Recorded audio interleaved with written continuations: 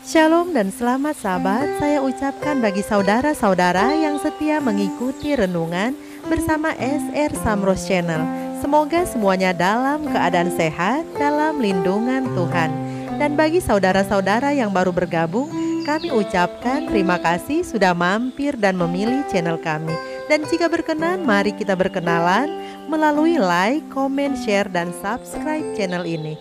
Terima kasih, Tuhan Yesus memberkati.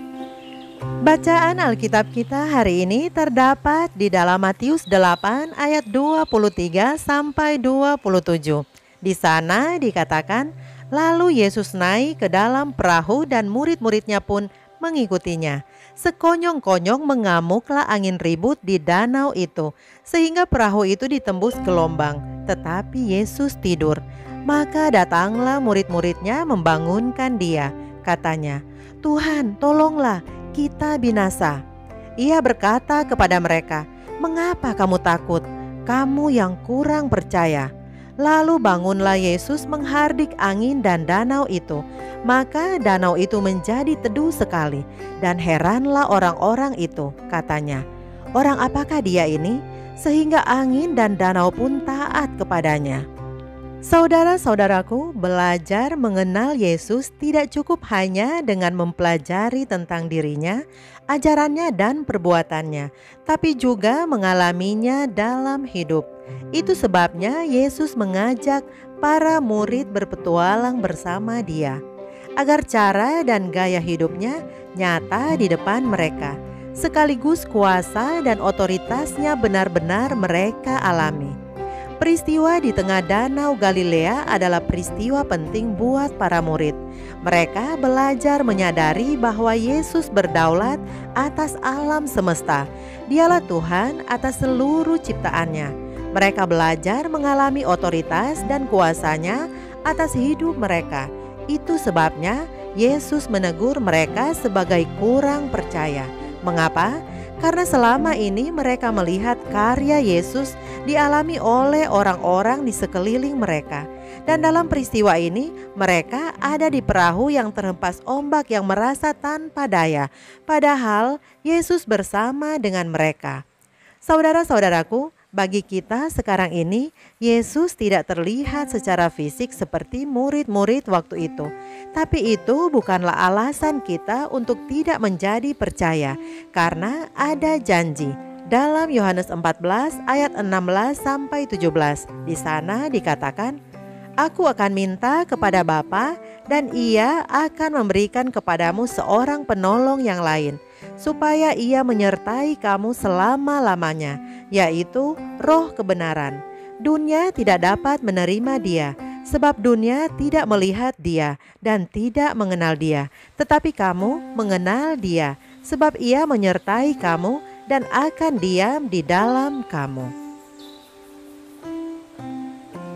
Baiklah saudara-saudaraku, kita akan lanjutkan dengan bacaan renungan pagi kita hari ini, Sabtu 20 Maret 2021. Judulnya, Kesederhanaan. Ayat intinya terdapat di dalam 2 Korintus 11 ayat 3. "Tetapi aku takut kalau pikiran kamu disesatkan dari kesetiaan kamu yang sejati kepada Kristus, sama seperti Hawa diperdayakan oleh ular itu dengan kelicikannya."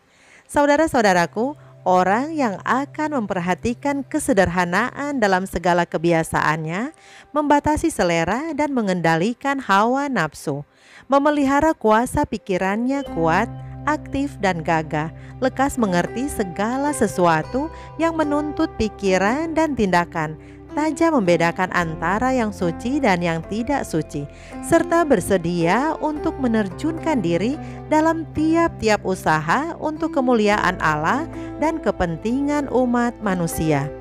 Anak-anak kecil harus dididik dalam kesederhanaan sebagai seorang anak kecil. Mereka harus dilatih untuk merasa puas dengan tugas-tugas yang kecil dan bersifat menolong, dan kesukaan-kesukaan serta pengalaman-pengalaman yang biasa dalam usia mereka. Masa anak-anak menjadi jawab atas tangkai yang disebutkan dalam perumpamaan, dan tangkai itu mempunyai keindahannya yang tersendiri. Anak-anak tidak boleh dipaksa untuk menjadi matang terlalu cepat, melainkan sedapat-dapatnya harus dibiarkan dalam kesegaran dan keindahan masa kecil mereka. Makin pendiam dan makin sederhana kehidupan seorang anak, makin bebas dari keributan dan makin serasi dengan alam, maka keadaannya akan semakin baik bagi kesegaran jasmani dan mental serta bagi kekuatan rohaninya. Orang tua harus memberikan teladan hidup mereka untuk mendorong terbentuknya kebiasaan sederhana dan menarik anak-anak mereka dari kehidupan yang dibuat-buat kepada suatu kehidupan yang alamiah. Guru terbesar yang pernah dikenal dunia ini dikagumi karena kesederhanaannya. Ia mengajarkan kebenaran ilahi dengan cara yang sederhana sehingga anak-anak pun dapat mengerti perkataannya. Dan bersama dengan itu ia menarik perhatian orang yang paling terpelajar dan ahli-ahli pikir yang terdalam di dunia ini. Oleh menggunakan ilustrasi-ilustrasi yang sudah lazim, ia membuat kebenaran itu sederhana kepada pikiran orang-orang biasa. Dalam kesederhanaan, ia menabur bibit Injil kebenaran dalam pikiran dan hati para pendengarnya. Lalu bibit itu bertumbuh dan memberikan suatu penuaian untuk hidup yang kekal. Kemuliaan Kristus adalah kesederhanaannya. Demikianlah bacaan renungan pagi kita hari ini. Tuhan Yesus memberkati kita semua. Mari kita sama-sama tunduk kepala dan kita berdoa.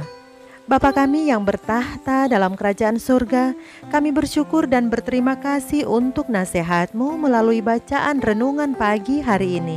Kami diingatkan bahwa sebagai orang tua kami mempunyai tanggung jawab yang besar atas kepercayaan-Mu terhadap anak-anak kami.